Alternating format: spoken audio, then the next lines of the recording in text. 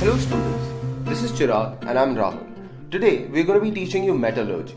So Chirag, tell us, what are we going to be studying in this chapter?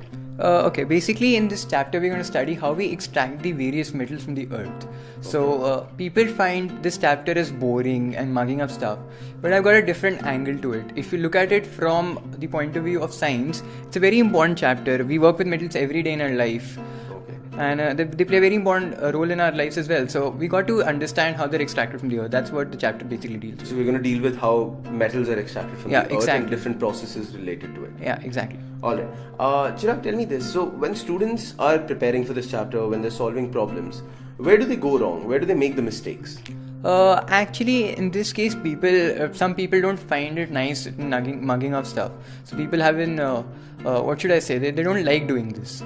So as such, people who are able to learn stuff, understand stuff, you read a chapter several times, you get it. So that is what is needed in metallurgy. So you need to remember a lot of information in this chapter, and you shouldn't let yourself get bored, because exactly. I'm guessing that's something that hampers a lot of people with it.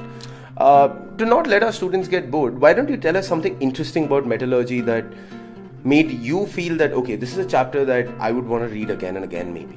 Probably think about the surfaces of planets, okay? Think about it. Every planet, we explore the earth, we look into the various minerals that we have. A nation's wealth is measured in terms of the minerals it has. True. So probably you have to look at it from that angle, so you realize how important they are. And even if you look at the astronomic point of view, like Mars is red in color because it has Fe2O3. So like everything has minerals in it, metals involved in it. So that is why it's a very important chapter.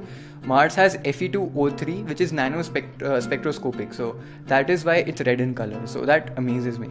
Oh, so we now know why Mars is red in color as such. So with this, I think we should dive into the questions and try and understand the things that we're supposed to be remembering and move forward with it. Alright?